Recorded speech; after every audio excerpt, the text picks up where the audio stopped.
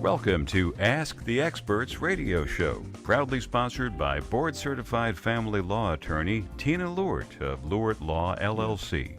Sit back for the next half hour as host Steve-O interviews top experts in the fields of legal, health, financial, and home improvement. Steve-O offers such educational topics as community association law, family law, chiropractic care, employment law, healthcare law, and public insurance adjusting. Interviews by top experts in their field. And now, here's your host, Steve-O. Hey, good evening. Welcome to another Ask the Experts. We're on every Thursday night from 6 to 7, drive time. And this is my 7th year for South Florida. We're in other cities, but this is my 7th year. And I got to tell you, and this is not a suck up at all, our show, which is the first Thursday in each month, like we are tonight, my favorite show, and I don't care if my other experts hear this, my favorite show is K. Bender Rimbaum. There's more people that want to know about community association law, whether it's board members or people who live in a community. And we were so lucky to get one of the finest community association law firms. The name of the firm is K. Bender Rimbaum. They are here in South Florida and in Tampa. Let me welcome one of the senior partners, Robert Kay. How'd you like that? Hello, Steve. That was nice. I meant every word of it. I really love doing the show with you. It always goes by so fast, and I'm always amazed about how many people write us every week with questions. And I think I really love more the way you answer the questions. You make it to where it's so easy to understand. But I got to tell you, I don't know if I've done this in a long time. I want to thank you because you take time out of your busy schedule every month to do an hour show, and it's to educate the public and hopefully reach some of the board members. But I want to thank you for taking out time out of your busy schedule to do the show with us every month. Well, my pleasure. Happy to do it. I think it's very helpful to get this information out because there's so much to know in a community association that the more information that people can get, the better off they'll be in running their communities.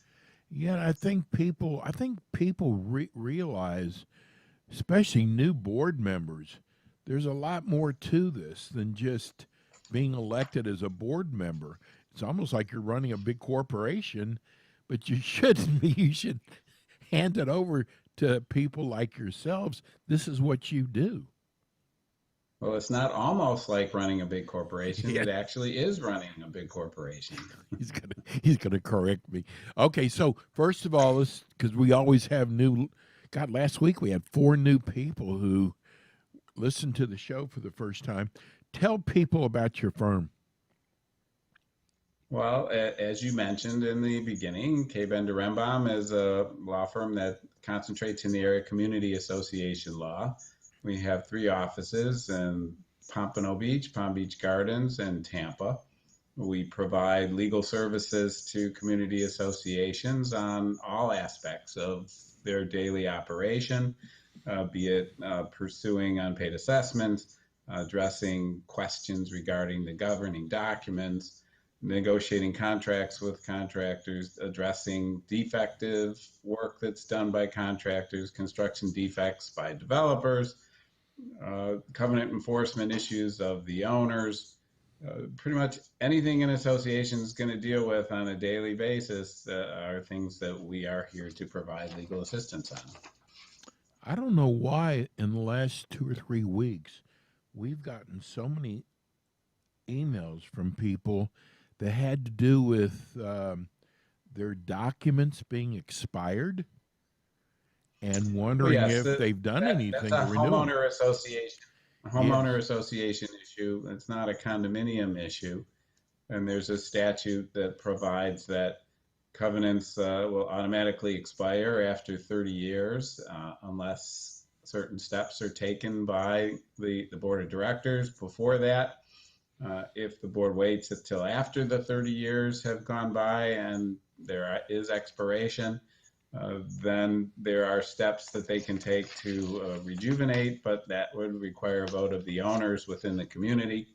If they do it before the 30 years, then the board can do it by board action alone. So it's important to know when your declaration began, you know when that happens. It doesn't actually start then. It starts when the first properties are being sold, and every property within is a little different, but to be safe, we tend to go with the date that the declaration is recorded so that we don't miss any of the important deadlines. But it's important to be diligent on that. The last thing you want to have happen is your documents expire, because you lose the ability to collect assessments when that happens. And without assessments, associations can't operate. Well, because you brought that up, I remember one of the letters was their documents had been expired, but they were trying to collect fees. And no, they were trying to collect fees, and he said that was illegal. Is that true? Well, that they're not legally collectible in the manner that the documents provide because the documents have expired. There's still an obligation under the corporate documents, which have not expired, but they would no longer be a lien against the unit. You wouldn't be able to pursue a foreclosure to collect them. It would be done more on a contract basis for a money judgment, which is a lot more difficult to complete and collect upon, less reliable for the association. So it's important to be able to have the full benefits of what the law allows for associations when it comes to that. Attorneys can be subject to Fair Debt Collections Practices issues, that's federal laws as well as a state version of it, if they're pursuing collection of assessments that are otherwise not legally collectible. So the attorneys themselves have exposure when that happens. Okay. Let's go to, I know we have some phone calls. We're working on the phone lines right now, but I want to go to one of our emails. This is from Dr. Daniel Davey, Dr. Daniel N. Davey. He wants to know if there is a condo law as to how many handicap parking spaces there can be in a community. Well, there is no condo law on handicap parking spaces. There are other laws that apply to handicap parking spaces, and those will be found in your local municipal codes. When a community is first built, whatever is there is going to be in conformance with the current standards of the municipal codes at the time. And there's no requirement to change that until or unless the association is going to be doing, say, a repaving of the parking lot or restriping, which is something you have to get a permit for from the city. And when that happens, you're going to have to then meet the code requirements at that time. So there may be a requirement to have handicap parking spaces put in where they otherwise weren't, which can be problematic for communities that have limited amounts of parking, things that are assigned to everybody without much in the way of guest parking. So that's an issue that may come up and have to be addressed at that point. Generally speaking, handicap parking is something that a lot of communities don't handle entirely correctly. They should be considered as guest parking, not parking for residents. Residents that are handicapped may need certain special accommodation, and they have to arrange for that. But the through the board, handicap parking, Robert, do they arrange for it through the board? Okay. They would arrange for that through the board. It may require some alterations to the properties, in which case they would be responsible for the cost of that if they're making the request. and also people think the ADA applies. The ADA does not apply to communities, residential housing. ADA, the American with Disabilities Act, applies to places of public accommodation, commercial shopping centers, offices. So Fair Housing Act is all that applies in communities such as we are dealing with here. Well, Mr. K, we have a board full of calls. Let's go to Joey in Delray Beach. Good evening, Joey. Oh, good evening. Good to hear you Hey, guys Joey. on the air. Yeah, I have a question for the attorney. It's kind of a tough one, I think. I'm on the board of directors of a condo association here in Delray Beach, and what we're dealing with, it's a 55 and over community. What we're dealing with recently over the past year is, but first of all, we're a no pet community. But I know the state has there's a statute that allows people to have what's called a comfort animal, and it started out very subtle in the beginning of last year, meaning the beginning of 2021, and now by the end of 2021, it spread like open borders. I mean, we have 10% of our community now have dogs, and we're a no pet community, and they're covered by this statute that is very vague. I think it's kind of vague, in my opinion. What can we do? I mean, there's no stipulation on the size of the animal or the breed of the animal. Well, Joey, what you're referring to is both federal and state law. Federal fair housing law and state fair housing laws provide they tied it into the Fair Housing Act. That's part of the issue. Yeah. And they're not comfort dogs. While people refer to them that way, they're referred to as emotional support animals. And yes, under both the federal and service state animal. laws, Right. emotional support animals are not considered pets. So your pet restrictions don't apply to them. What you need to have in place is basically an application package whenever somebody's requesting an accommodation of this sort that will get you the information that's required. They have to provide documentation from an appropriate medical provider. It doesn't have to be a doctor per se. It could be a psychologist, but someone who's a qualified medical provider that identifies this person has a need for the emotional support animal because there's certain major life functions that are affected without it.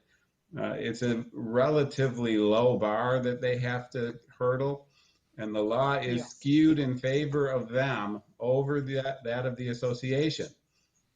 And you can find yourself in very deep trouble, facing fines of $10,000 or more by innocently saying you can't have a pet when in fact it's an emotional support animal. So when you get these requests, you need to involve your legal counsel to assist you.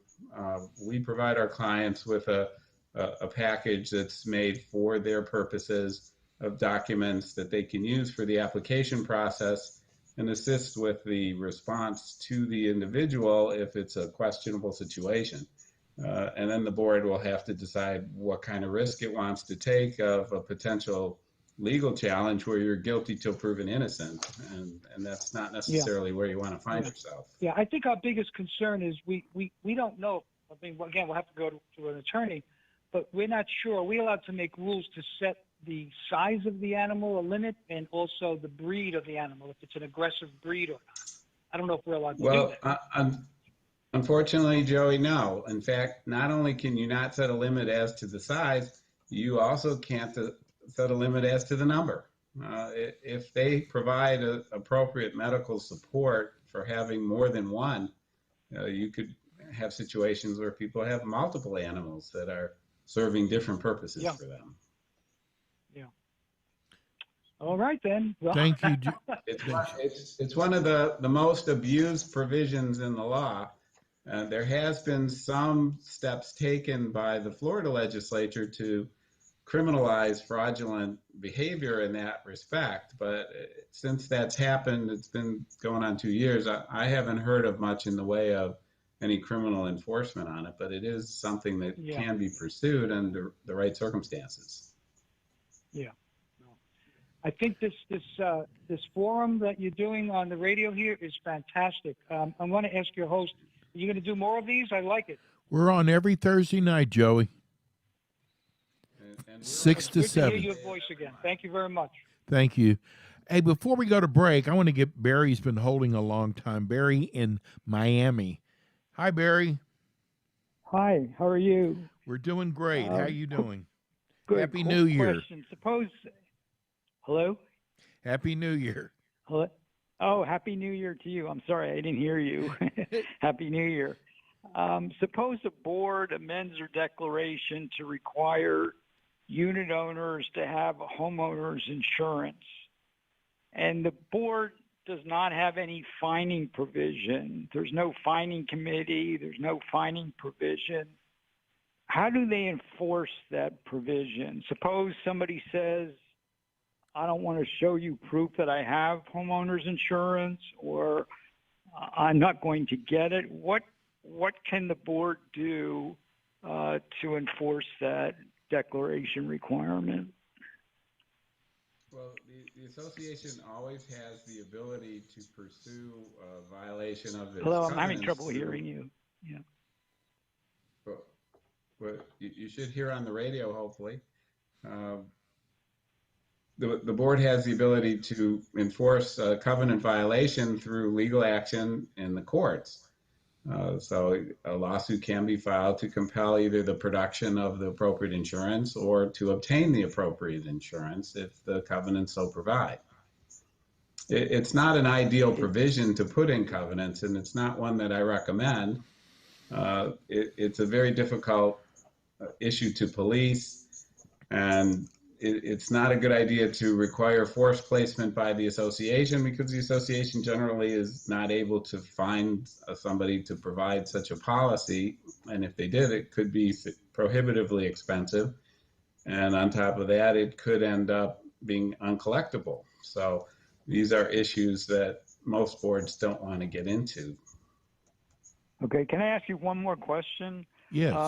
You mentioned force place the insurance, and I know there was a provision in the law from 2008 to 2010 that let the association actually purchase the policy and then assess the unit owner for the price of the policy, and that's what Mr. K is referring to as force place. But that provision was taken out of the statute. So if somebody Yes. could, and I know it's very difficult to find carriers that will force place a policy, almost impossible. But if you were able to find such a carrier, do you think it could still be done even though there's no provision in the law that now provides for that, since it was taken out? I would say not to do it unless the declaration provides for it and assesses for the cost. You can only assess what the declaration allows you to assess or what the statute provides. And since there's no statute, you would need that authorization in your declaration in order to protect the association's expense. And you think that I've yet to be aware of any carrier that allows the association to force place under those circumstances. Right. Thank you so much. And again, Happy New Year to both of you. Thank you. You too. Thanks for listening. We're going to go to break. Tina, you're first up. Bob is second up. Don't go away. Don't go anywhere.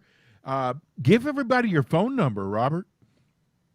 Reach us at 800-974-0680, info@kbrlegal.com, or go to kbrlegal.com and go to the contact section on the first page. Wonderful. We're going to go to break. We'll be right back with more Ask the Experts with K. Bender Rimbaum. We'll be right back.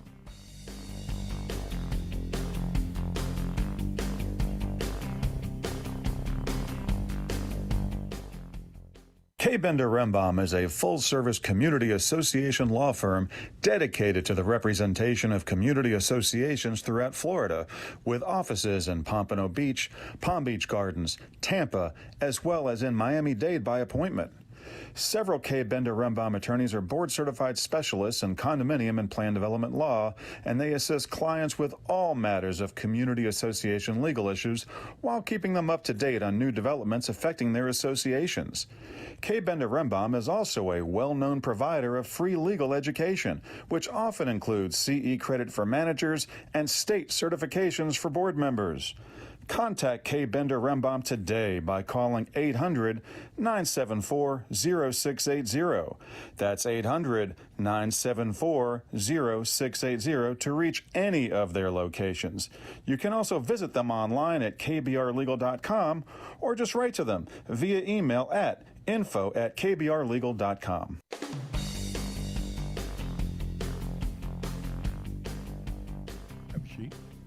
And we are back. This is the Ask the Expert Show. I'm your host, Steve O. We're here with you every Thursday night from 6 to 7 with South Florida's finest experts in the field of health, legal, financial, and home improvement. Our first show, the very first show each month, they've been with us for 4 years now. It's K. Bender Rembam. And we have one of the principal senior partners, Robert Kay. And God, we've got so much to go over. I'm actually the senior most. The senior most. I want to get to Tina, and then we got to go over. You got it scheduled this month, don't you? Got some good stuff coming up. Yeah. Hey, let's go to Tina in Lake Worth. Hi, Tina.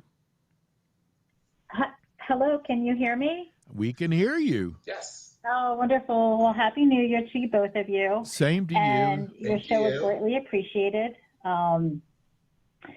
So I am representing a couple of people. So I had 3 questions. Do you prefer just one of them, or may I ask 3?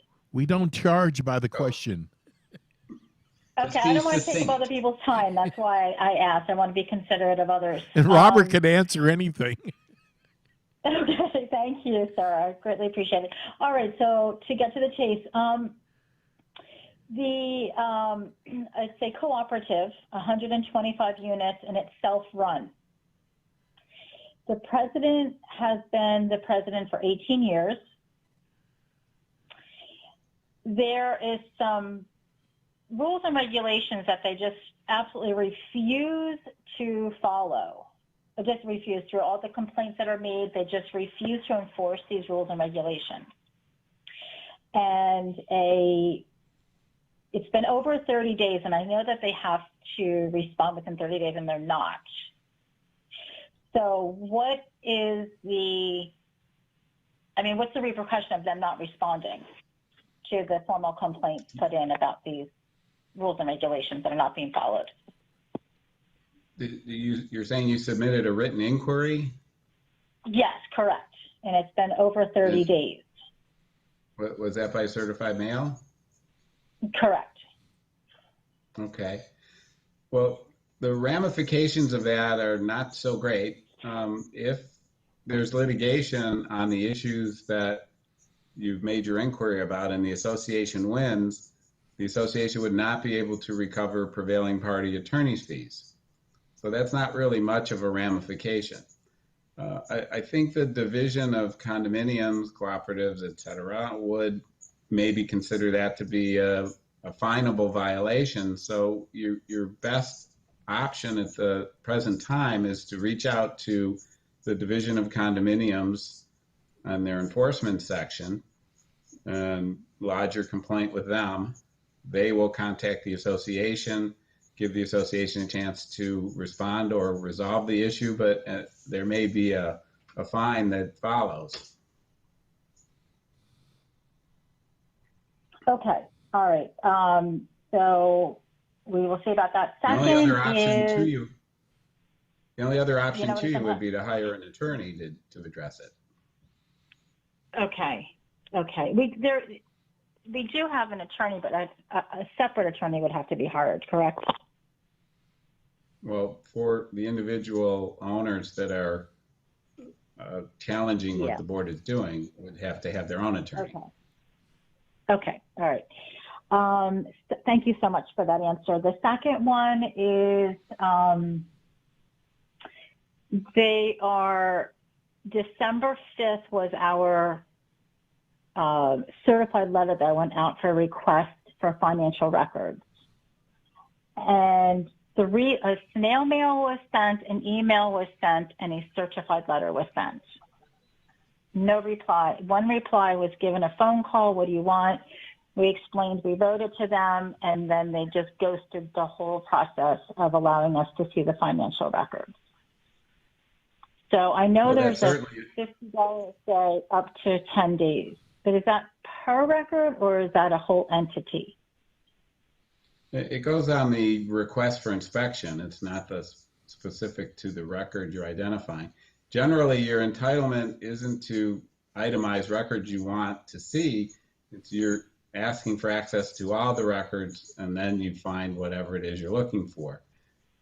So it's the inspection event that is the issue, not the individual records relative to the damage portion. But it's not automatic. You have to file legal action to collect it.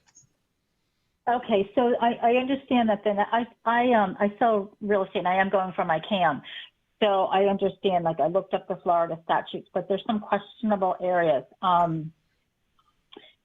So how would, if it was pursued, how do you actually collect the money due? The damages for not providing you access to the record would either be something you'd have to do arbitration with the Division of Condominiums or court action. Okay. And the third and final, and this actually may be helping some others who are listening, is they did not send out the 14-day notice prior to the budget meeting. They just gave us the budget. Here's the new proposed budget. And but the 14-day notice was not sent out. Mm-hmm. Well, that's a violation that the division would also fine them for. Okay. Okay, so that was very helpful, and I appreciate your time. Happy New Year, guys. Thank you, Tina. Same to you, and you might want to consider some political action with unit owners if there's enough of them that agree with you at the upcoming election, which should be soon. You could perhaps change the majority of the board so that your interests are more properly protected. She just jumped off. Hey, Robert, he's been waiting for a long time. Let me just do Matthew. We got a board full of calls, and then we're going to go to what's going on this month with K. Bender Rimbaum. Hello, Matthew. Hello there. How are you doing this evening? How are you? I'm good. I was just listening to the last caller, and my call is similar in that our board doesn't seem to be following our rules and regulations when it comes to certain decisions that they make. And I was just wondering, is there a recourse that the owners have against the board? And what is the procedure for that? If you want to take this up, is it with some department within the Department of Professional Regulation? Like, for instance, in our case, we have very specific house rules that you can't write a lease in our building for more than 12 months at a time, and then it has to be reviewed every 12 months.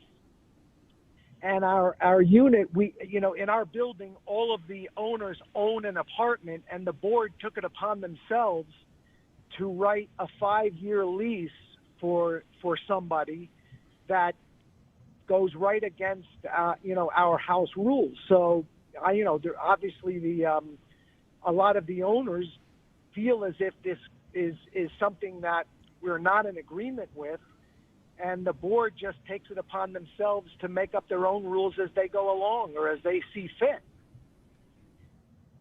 Well, the Division of Condominium, which is within the Department of Business and Professional Regulation, will only be addressing violations of the statute or the administrative code that deals with community associations that the division has put forth through the years. So violations of your governing documents or issues within those, the recourse would be through court action only, breach of fiduciary duty by the board, failure to enforce, or something similar to that. So you need to get your own attorney.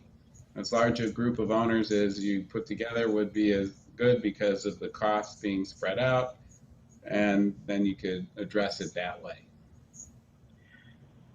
So we have an attorney that handles a lot of our, let's say, monitors our elections and handles legal action of the building, but it's my understanding that this law firm represents the board of directors before the owners. So this is something that would have to happen independently of that. The owners would have to get together themselves and that's right. Hire an attorney. The attorney you're talking about doesn't represent the board of directors. He represents the association, but the association acts through the board of directors, so it takes its direction from the board. You would need to hire an independent attorney, and whoever among the owners that is part of your group would be paying for that. And if there's litigation and you win, you could get recovery from the association. So, which is all of us. So we'd still be paying ourselves, or we'd still have to pay it's all of you. All of the owners that are filing a complaint? It's possible in legal action of that nature that it goes to the association's insurance, and the insurance could be the one that ends up paying, as opposed to the individual owners. But again, it depends on the circumstances and what they do if there is such a lawsuit. But that's the downside of getting enforcement against the association. The only other alternative is political. You need to either recall the board if your election's too far off, or bring in a sufficient number of new board members at your election that resolves your issue. Okay, so I see that there's a financial component to this, but what about if we prevail and the lease is determined that it goes against our house rules, can they nullify the lease, for instance, in this particular example that I gave you? Or is it just merely a financial? Probably not. The existing lease would probably be allowed to remain because the person who's the other party of the lease, the tenant, is an innocent third party who had no knowledge of the impropriety, so there wouldn't be the recourse of canceling the lease, but it would preclude it from happening again. Well, we require anybody that signs a lease is required to know what our house rules are. So that party, it's not an innocent party in that respect. That party would know what our house rules are, but this party initiated a 5-year lease instead of a 1-year lease, specifically to try to secure, their occupancy for more than what's in our rules. So they wouldn't be, in this particular case, they wouldn't be innocent, an innocent party. They would be working with the board in this case to sign a 5-year lease. Well, that would be a factual issue that would be up to the court to decide, and if the court agrees with as you've described it, then perhaps the court would do that. So, so there are situations where if you prevail, not only can you prevail financially to recoup some of your legal expenses, if the court determines that this, they can take corrective action and then go back to enforcing our rules and regulations. It is possible, yes. Yeah. Okay. Thank you so much, Matthew. Thanks a lot. You guys are very helpful that you offer this to a lot of the owners in condominiums and give us some hope that there's some direction that we can head in to resolve our issues. Thank you very much, guys. Well, we have the best community association law firm in Florida, K. Bender Rembaum. let's go. What's going on this month? I bet you've got a whole calendar full of Right. events. Well, we already missed one today, but I talked about it last month. On January the 12th at 11 o'clock to noon on Zoom, we have elections for condominiums, homeowner associations, and cooperative. That would be provided by Allison Hertz of our Palm Beach Gardens office. On Zoom, 11 o'clock to noon, elections, condominiums, HOAs, and cooperatives, January 12th. January 18th at 12 noon, one that I think a lot of listeners will be interested in. It's the Florida Bar Post Surfside Recommendations in conjunction with Campbell Property Management, Lisa McGill from our office here in Pompano Beach, along with Evan Swaisland from Engineering Company and someone from Campbell Property Management will be having a discussion following the tragedy that occurred in Surfside, and the bar committee has made certain recommendations that the legislature is considering in the session that started this week. Funding construction projects, loans, assessments, and reserves is going to be on January the 19th at 12 noon to 1:15 p.m. Michael Bender will be providing that in conjunction with Capriccio's Lunch and Networking Group. That's at 12 noon on January the 19th. That's another important one to many of our communities and many of the associations out there who are looking to get into some potentially expensive construction work. Then on January the 20th at 10 a.m. to 12 noon, we have a homeowner association board member certification course. Danielle Brennan from our Palm Beach Gardens office will be providing that on that date at 10 a.m. to 12 noon, January 20th. And on January 27th at 12 noon to 1:15, aging infrastructure, knowing what's at stake. There's going to be a panel discussion hosted by Reserve Advisors. Lisa McGill from our office here will be participating in that with a representative of Reserve Advisors. And so that's another topical issue that a lot of people are talking about right now, January 27th. Go to our website at kbrlegal.com, go to the calendar, click on any of the event that interests you, and make sure you register so you can get the information to hook into the Zoom. Hey, our phone number here is 888-575-1470. 565. 565. Where did I get 575? Thank you, Freddie. Too many cities. Now, I got to tell you, I got to read this, Robert, because it's a question someone had. I'm not going to get into the question because we've got people on the phone waiting. Just Jerry from Palm Beach said, "Thank you for your show. I don't think you have any idea of how many listeners you have. We have over 300 units, and most everybody listens to your show every month." I thought that was cool. Well, hello to everybody there. Yeah, really, no kidding. Hey, let's go to our phones. People have been waiting for a long time. Maria in Coconut Creek. Hi, Maria. Hi, how are you? Happy New Year. Happy New Year to you. Thank you. All right, I have a question about this is an HOA. We have a board that is not budgeting to our declaration.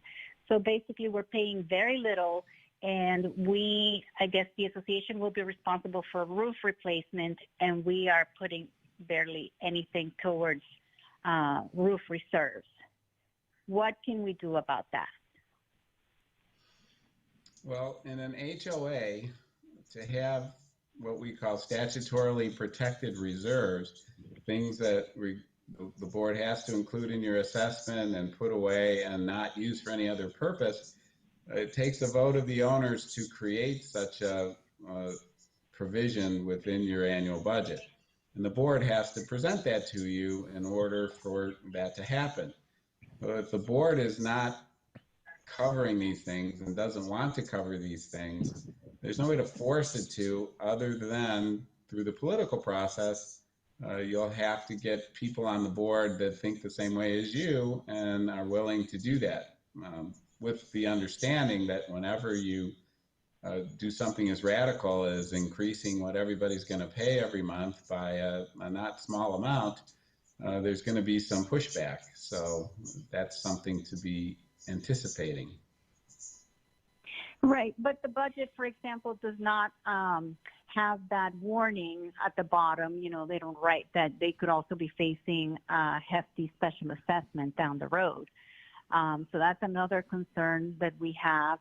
And basically, you know, they're taking money from operations to do roof repairs that really are, at the moment, not the responsibility of the homeowner. So there's a lot of funds that are just not being used properly. Well, there's no state agency that oversees homeowners associations on those types of issues. Correct. So that means your homeowners would have to go to court on their own with their own attorney to pursue the board and failing to follow the documents and the way they're handling the budget, and failing to properly maintain or spending money on things they're not supposed to spend money on. Okay. And then my other question is, you know, we can obviously do a recall, which is going to require a lot of work. Is one board member would be willing to make a motion to basically pass the board because he's always going to be outvoted. It's a 3-member board at the moment, and the documents say that we can have up to 5 members. So is that something that he could do at a regular board meeting to just, you know, present a motion to bring on 2 more board members? Well, the size of the board and determining what it's going to be is going to be something that is controlled by provisions within your documents, whether it takes a vote of the owners or if the board can do it on its own. So you'd have to look in your documents for that. If it doesn't say anything at all, then the board can do it within the parameters of the numbers the documents provide for. If it says 3 to 5, 3 to 7, they can pick a number of that. Then yes, at a board meeting, you can make a motion. Somebody's gonna have to agree with it. Then they're gonna have to vote on the people that they add to it. So it may or may not work out the way that you're hoping. Right. So it looks more like, you know, we would have to do a recall of the, you know, the other issue is that they're very reluctant. 2 of the board members are just reluctant to hold meetings. When's your annual election? What's that? When do you hold your annual election? Oh, we had a meeting in last December, and we were only able to get 1 new board member on. And then the other 2 don't want to hold meetings, and they want to keep doing things, you know, outside of open session in front of the homeowners. Well, if you do a recall, you're going to have replacement people. Right. And we do have people who are interested in running. But they weren't or a being month on the ago. board, rather. Where were they last month? They actually, we had a couple of neighbors that were, you know, lost by 2 votes. Oh, okay. So they just didn't win the election. All right, then you got to get more organized among the owners to have a sufficient number to support what you need to accomplish. If you can't do that, then you're pretty much stuck with whoever's on the board. Right. Okay. Okay. Thank you, Marie. That sounds like that's what we're going to have to do. Good Thank luck. you very much for taking the call. Hey, we have a line open at 888-565-1470. We're going to take our last break of the day, and we come back. We have more with Kay Bender-Rimbaum. Robert, give everybody your phone number. Everybody's talking about needing an attorney. Give everybody your phone number and your website. 800-974-0680 or email info@kbrlegal.com. Or go to the website, kbrlegal.com, and there's a contact box to fill out on the first page. I just want to stick this in that because I do this all over the country. I want people to understand that I would say this is 90% of what your office does is association. No, probably more. Okay. 91.5%. But because there's a lot of law firms out there that handle all different areas of law and then they throw up association law. You want to go to a firm that this is what they specialize in. And since they're board 30 certified, years we've been I can say, 30 continuous. yeah, board certified, so I can say you specialize. Anyway, we're going to go to break. When we come back, we have more. You can give us a call here at 888-565-1470. We'll be right back.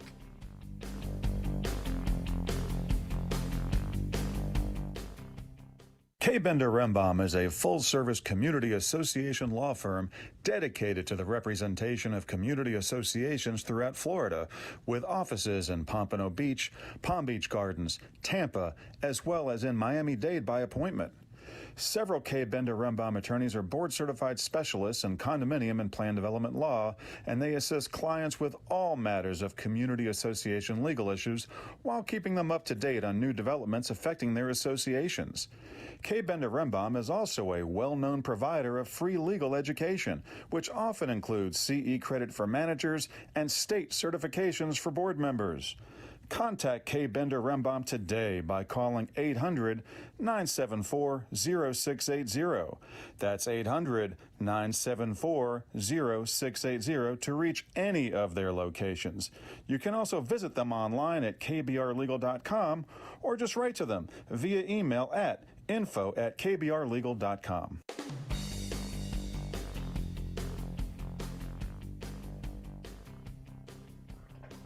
And we are back. This is the Ask the Expert show. I am your host, Steve O. We're here with K. Bender Rembaum. We're here. They are a community association law firm, board certified. Very important. And No, the law firm's not. I am. you have the law And firm. so But a lot of are your, 9 of my colleagues here. that's a lot, Robert. That's a lot. That is a lot.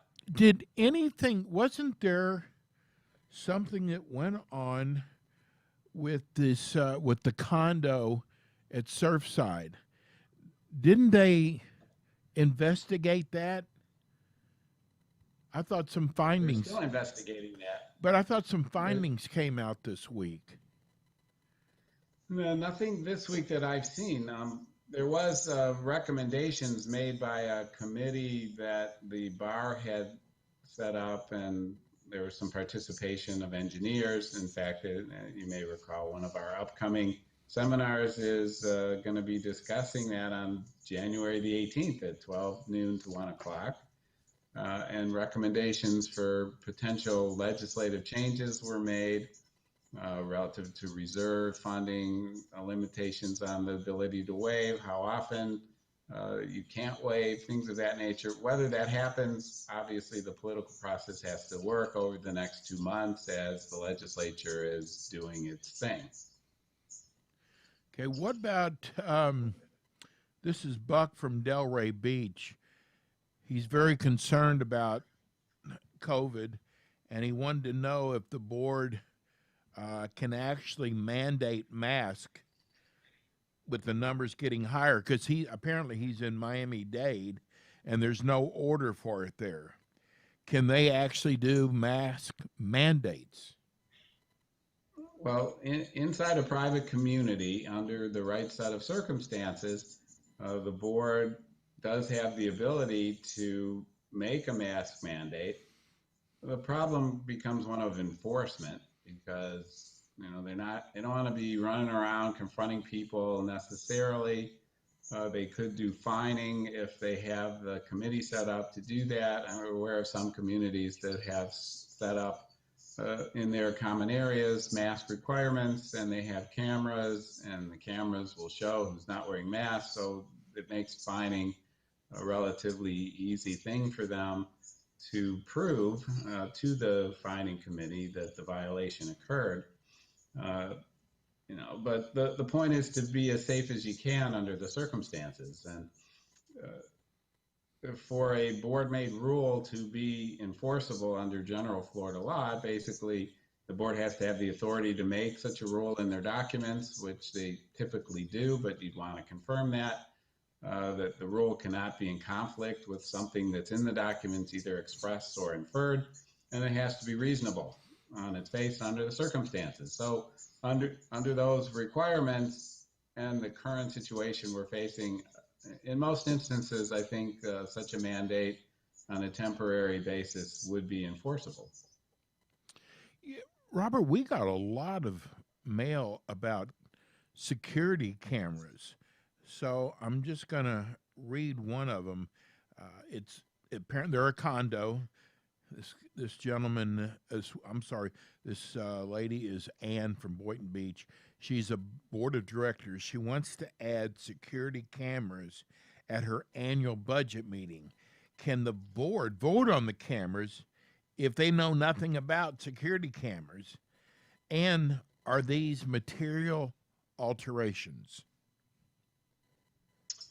Well, I'm going to start with the second part of the question first. And if you're putting cameras where cameras don't exist, that would be a material alteration to the common elements. And the condominium statute says that you cannot make a material alteration to the common elements except as provided in your governing documents. And if the documents are silent on that specific topic, then upon the vote of 75% of the owners. So first you got to look at your documents to see whether there's a requirement of an owner vote or what the benchmark is. Sometimes there's a dollar figure, sometimes there isn't, sometimes the board has the authority. But then there's another issue that's an exception that the courts had carved out, and that would be if there are significant or substantial issues that require the need for these security cameras. In other words, there's been documented incidences of vandalism or criminal conduct or whatever you would want security cameras to protect you for in your neighborhood or close by. Then under those circumstances, for the health, safety, welfare of the community, that could be considered an exception to the requirement of the unit owner vote, and the board could make that determination on its own. Whenever you're dealing with this, it's important to involve your association attorney to help you through the analysis to make sure that you're not going to be in a situation in which you do it on a board vote and then somebody complains to the division, they come back and tell you that you were wrong, you get a fine, you have to remove it or get a vote, and it just can cost a lot more money than you envisioned.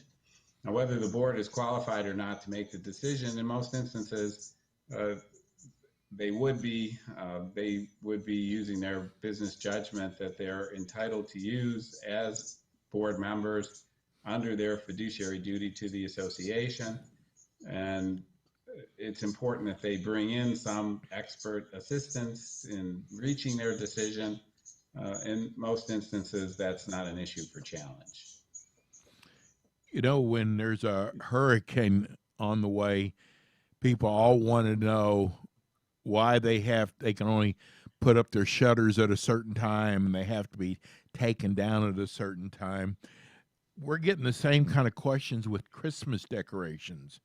A lot of people want to know, well, there were some people who were really upset that they couldn't put up their decorations at a certain time, and they're more upset about having to take them down at a certain time.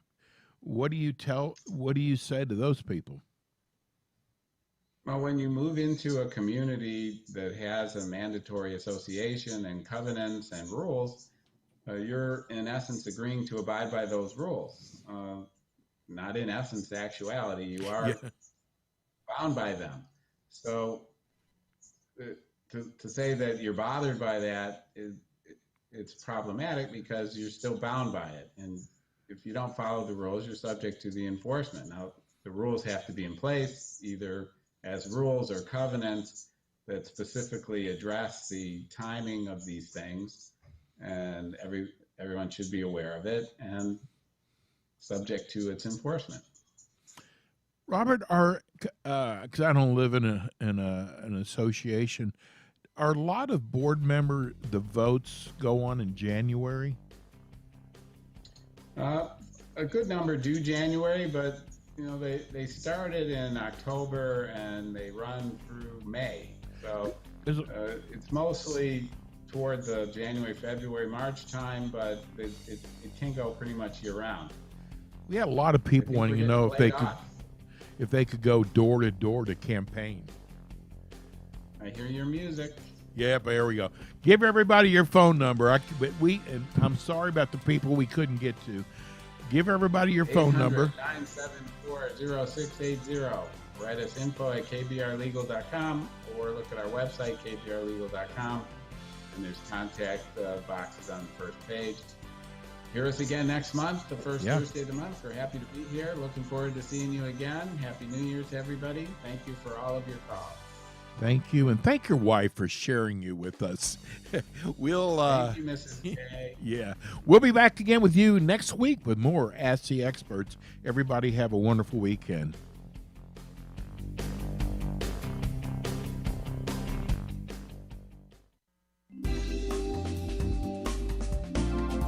Thank you for tuning in today to Ask the Experts, sponsored by board-certified family law attorney Tina Lort of Lort Law, LLC. Join host Steve-O again next Thursday for more interviews with the top experts in South Florida in the areas of legal, health, financial, and home improvement on Ask the Experts.